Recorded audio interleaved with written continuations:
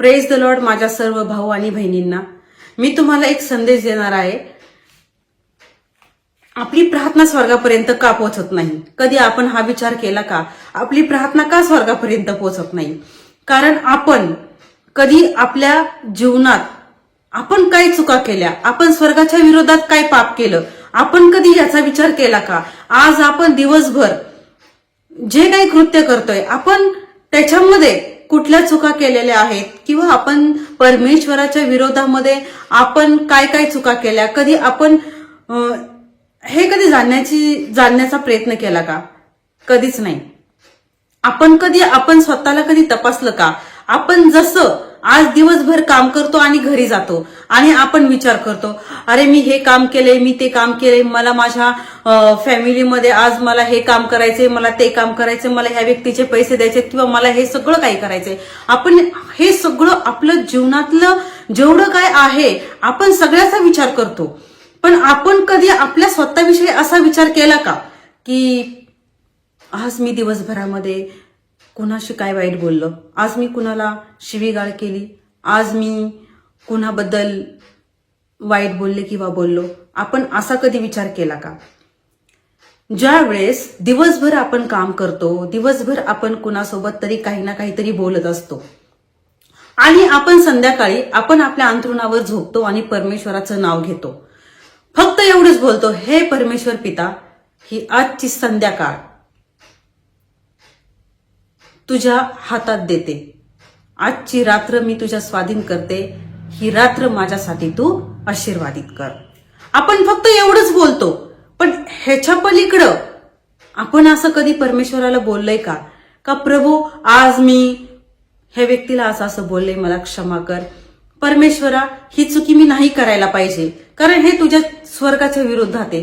का? चालता चालता कधीतरी आम्ही एखाद्या स्त्रीकडे वाईट नजरेने पाहिलंय असं आपण कधी परमेश्वराला सांगतो का? आपण आपल्या भावाची निंदा केली, आपण आपल्या बहिणीची निंदा केली, आपण आपल्या सुनेची निंदा केली, आपण आपल्या सासूची निंदा केली, हे आपण कधी परमेश्वराला सांगतो का? कधीच सांगत नाही. आपण काय करतोय? कारण परमेश्वराचं वचन असं सांगतं की तुम्ही दुसऱ्याची निंदा कधीच करू नका. परमेश्वराचं वचन असं सांगतं की तुम्ही व्यभिचार करू नका. परमेश्वराचं वचन असं सांगतं की तुम्ही कधी पाप करू नका. पण आपण कधी असा विचार केला का, प्रभू खरंच मी आज एवढं पाप केले, मला माझ्या पापांची क्षमा कर आणि मी परमेश्वरा तुला आज तुझ्यासोबत आज मी करार करतो किंवा करते की आज इथून पुढे मी हे पाप नाही करणार जे आज केले ते. कारण प्रत्येक व्यक्ती पापी जीवन जगायला प्रत्येक व्यक्तीला आवडतं, पण प्रत्येक व्यक्तीला चांगलं जीवन जगायला कधीच आवडत नाही. आणि जरी आवडत जरी असेल तरी तो मनुष्यातला एक असा गुण असतो की एखाद्याने बोललं का आपण त्याला 2 शिव्या देणार किंवा दुसऱ्याने काही बोललं का आपण त्याला लगेच बोलणार. आपण आपलं सगळं काम करतो, बरोबर? शेतकरी शेती करतो, पण फसल का येत नाही आणि धान्य का चांगलं उगवत नाही याचा कधी विचार केला? कारण शेतीमध्ये जर घाण असेल तर येणारी फसल ती घाण किंवा शेतातलं येणारं जे तण आहे ते उगवणाऱ्या फसलला काय करतं? रोखण्याचं काम करतं. तसंच आपलं जीवन आहे. माझ्या देवाच्या लोकांनो आणि माझ्या बहीण भावांनो, आपण जे आपलं जीवन जगतो ना, आपलं जीवन आपण जगता जगता आपण प्रभूच्या जवळ का जात नाही? का आपली प्रार्थना स्वर्गापर्यंत ऐकली जात नाही? माहितीये? कारण जे आपण प्रभूमध्ये जे जीवन जगतो ना, ती प्रार्थना वरपर्यंत न पोचण्याचं कारण म्हणजे आपल्या जीवनातलं पाप. ते पाप जे आपल्यामध्ये आहे ना, ते आपली प्रार्थनावर स्वर्गापर्यंत जाऊ देत नाही. कारण का? सैतानाला फक्त एकच हवंय की आपण परमेश्वरापासून दूर राहावं आणि आपली प्रार्थनावर स्वर्गापर्यंत जाऊ नये आणि आपली संगती पवित्र आत्म्यासोबत जोडू नये. आपण हे कुणाला पाहिजे? सैतानाला. म्हणून जर आपल्याला आपल्या जीवनामध्ये आशीर्वाद पाहिजे असेल तर पहिलं आपल्याला आपले पापाचा त्याग करणं जरुरी आहे. आपण म्हणतो पवित्र आत्मा, पवित्र आत्मा, पवित्र आत्मा, पवित्र आत्मा. डोळे मिटून आपण म्हणतो पवित्र आत्मा, पवित्र आत्मा आपण बोलत असतो. पण आपण कधी अशा गोष्टीची पारख केली का? खरंच आपलं जीवन पवित्र आहे का? खरंच आपल्यातली पापं गेली का? का आपण मोठ्या मनाने एखाद्याला क्षमा केली का? कधीतरी आपण आपलं जीवन असं तपासलेलं आहे का? कधीच नाही. आपण जी दुसऱ्यांच्या पापांची क्षमा करतच नाही तर परमेश्वर आपल्या पापांची क्षमा आपल्याला कशी करणार? नाही करू शकत. परमेश्वराचं वचन सांगतं तू तुझ्या शेजाऱ्यावर प्रीती कर. आणि आपलं जर काय त्याच्यासोबत थोडंसं भांडण झालं तर आपण काय बोलतो? नाही नाही, ह्याचं कधीच चांगलं होणार नाही. आणि आहे ना माझा परमेश्वर आहे ना, ह्याचं कधीच चांगलं करणार नाही. आपण असं बोलून मोकळं होतो. पण परमेश्वराने क्रूसावर जाण्याच्या समय आणि परमेश्वर ज्यावेळेस क्रूसावर परमेश्वराला खेळलं गेलं त्यावेळेस परमेश्वराने काय बोललो आठवतंय का आपल्याला? एकच शब्द बोलला, हे माझ्या स्वर्गीय पिता, हे लोक काय करतात ह्यांना माहित नाही. यांच्या पापांची चुका अपराधांची यांना क्षमा कर. असं परमेश्वराला बोललो येशूने. ठीक आहे. मग आपण कधी आपल्या शेजाऱ्याने कधी आपलं वाईट चितलं किंवा आपल्या विरोधात जर आपला शेजारी गेला तर आपण असं लगेच त्याला बोलायला जातो, नाही नाही तू माझं ना असं केलंय ना, आता बघ माझा देव तुला काय शिक्षा देईल. हे चुकीचं आहे. आपण आपल्या घरात आलं पाहिजे आणि आपण आपले गुडघे टेकले पाहिजे आणि काय म्हणलं पाहिजे पता आहे? हे माझ्या स्वर्गीय पिता, हे लोक काय करतात मला माहित नाही, पण यांच्या चुका अपराधांची यांना क्षमा कर आणि तू सत्य परमेश्वर आहे याची जाणीव तू यांना करून दे. ज्याला ही गोष्ट कळली ना त्याच्यामध्ये खरंच पवित्र आत्मा उतरून आला. आणि हे सत्य आहे. पवित्र आत्म्याच्या संगतीत राहणं म्हणजे काय? आपल्या जीवनातल्या पापांचा त्याग करून आपण आपलं जीवन परमेश्वराच्या वचना अनुसार जगणं, याला म्हणतात पवित्र आत्म्याच्या संगतीत राहणं. मग आपण म्हणतो की मी एवढी प्रार्थना केली, मी एवढं चर्चमध्ये जाऊन सुद्धा माझी प्रार्थना परमेश्वराने ऐकली नाही. का ऐकली नाही? कारण आपण आपलं जीवन जगत असताना आपलं जीवन किती देवाला आवडणारं आहे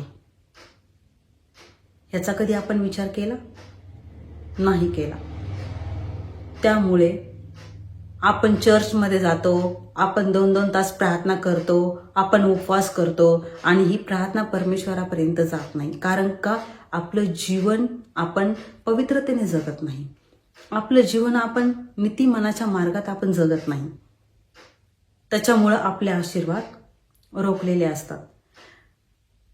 खूप लोक बोलतात असं की मला प्रगटीकरण होत नाही. खूप लोक असं बोलतात मला अग्निअभिषेक येत नाही. पण हा विचार कधी केला? का येत नाही? त्याचं कारण आहे, आपण देवाच्या आज्ञा पाळत नाही. आपण पवित्र पवित्र पवित्र पवित्र असा शब्द बोलतो आणि फक्त आपण गुडघे टेकून ढोंग्यासारखी प्रेयर करतो. पण तुम्हाला माहिती आहे का, 2 तास प्रेयर करून गुडघे टेकणे आणि 3 वेळा आणि दिवसातून 3 वेळा प्रार्थना करणं किंवा 24 तासही परमेश्वराला देणं, ह्याच्यापेक्षा आपण बायबलमधल्या परमेश्वराच्या आज्ञा आपलं आयुष्य पाळून आपण जगतो, हे खूप इम्पॉर्टंट आहे आयुष्यामध्ये. आणि ज्या व्यक्तीला ही गोष्ट कळली ना, देवापर्यंत पोहोचण्याचा मार्ग म्हणजे काय? आपलं पवित्र शास्त्र. की त्या पवित्र शास्त्रामध्ये जे लिहिले त्याच्यानुसार आपण आपलं जीवन जगणं म्हणजे काय, देवाच्या संगतीत राहणं.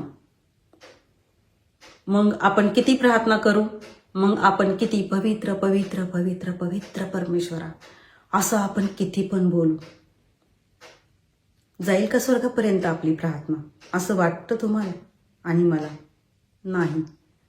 आपण ज्या वेळेस आपल्या परमेश्वराला आवडणारं जीवन जगतो ना, त्याच वेळेस परमेश्वराचा आत्मा आपल्या जीवनामध्ये कार्य करतो आणि आपल्यामध्ये पवित्र आत्मा उतरून येतो. जर आपण वचनच फॉलो करत नाही आणि आपण जर सपोज की दुसऱ्याचं वाईट चिंतन करतोय आणि आपण एकीकडे फास्टिंग मध्ये राहतोय, उपवास करतोय, गुडघे टेकतोय, रात्रीच्या प्रार्थना करतोय आणि आपण परमेश्वराला म्हणतो की हा परमेश्वरा आज तू माझं जीवन बदल, हा परमेश्वरा आज मला पाप सोडायचे, असं बोलूनही आपण पापच करतोय. मग कसं काय आपण देवाच्या जवळ जाणार? मग कसं काय आपल्याला पवित्र आत्मा भेटणार? मग कसं काय आपल्याला परमेश्वराची कृपा वरदान प्राप्त होणार? नाही, कधीच होऊ शकत नाही. कारण का? आपण आपलं पापी जीवन सोडायला तयारच नाही. म्हणून आपल्याला पवित्र आत्मा भेटत नाही, आपल्याला कृपा वरदान भेटत नाही.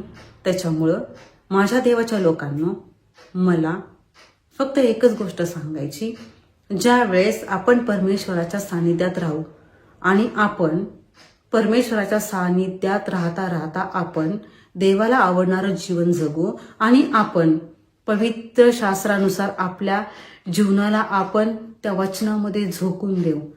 त्या पवित्र शास्त्रानुसार आपण पवित्र शास्त्राचे वचन आपण फॉलो करून, आपण मनाशी निश्चय करून, ज्या वेळेस आपण असा विचार करू की हे वचन आज माझ्यासाठी आशीर्वाद येते, आज हे वचन परमेश्वराने मला दिलंय, आज हे वचन मला माझ्यात आत्मसात करायचंय आणि हे वचन माझ्या जीवनात मला फॉलो करून चालायचंय. एक आत्मविश्वास ज्यावेळेस आपल्यामध्ये हा येईल की नाही, मला ही जीवनातली जगजेगी गंदगी सोडून देऊन मला माझ्या परमेश्वराच्या सानिध्यात राहायचंय आणि मला माझ्या परमेश्वराच्या सानिध्यात राहून मला माझं पवित्रतेचं जीवन जगायचंय, जे माझ्या परमेश्वराला आवडेल असं जीवन.